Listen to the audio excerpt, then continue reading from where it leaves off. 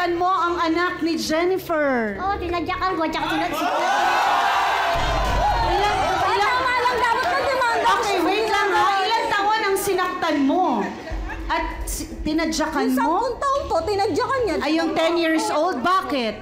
Tsaka wala kang pakialam, mag-inom man ako, pera ko walang bibili ko, hindi mo lang pera. O, pera mo nga, bakit? Pero teka lang, Jennifer ha. Rose Ann, bakit mo tinadyakan yung 10 taon? Nakaaway ng... ilan taon ba yung nakaaway ng anak mo? Yung 5 taon. Bakit ka gumanti dun sa kapatid na 10 taon? Kasi hindi na tama yung ginagawa eh. Tsaka yung anak ko, umuwi na lang lagi sa bahay namin ng... nanggigigil ako, umuwi sa bahay namin. Mama, inaway ako ni mama lang. Teka, usapin mo yung nanay, hindi sasaktan mo yung Hindi, anak ko. nanggigigil na kasi ako, wala akong pakialam. Hindi ganon, hindi din tinadaan sa lasing yun.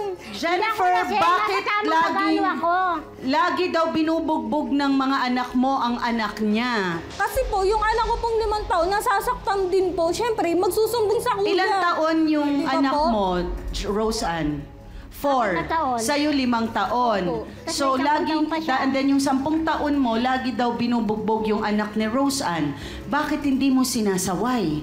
Sinasaway ko po kasi po yung anak niya po, pag naglaro po Sinasaway, dun sa ayos. bahay, siyempre po maglalaro yan sa bahay, di ba Anak po? ko kasi Hindi mo naman iyakin. makikita yun Naririndi na ako, iyak na iyak nanonood eh. Naririndi na ako. Hindi, nanonood yung anak mo, hindi.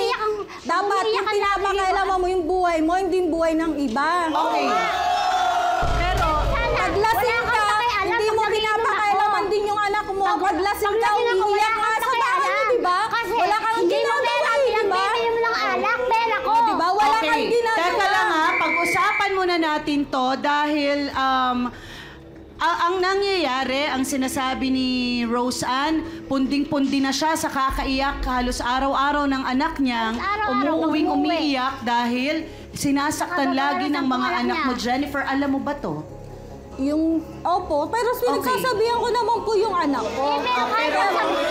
Yun nga lang po, Kahit kaya lang po sabihan umiiyak mo yung nga. anak niya kasi nagiinom siya. Kahit lang Siyempre po, sabihan mo gutom nga. yung anak niya, kakain din po sa Kahit bahay nga namin. sabihan mo nga, Eh, bumabalik yung naawa anak mo naman sa eh. bahay namin. Eh, Sinabi ko, bumabalik na, di ba? ang sabi Bata sa kasi anak mo, yun. Hindi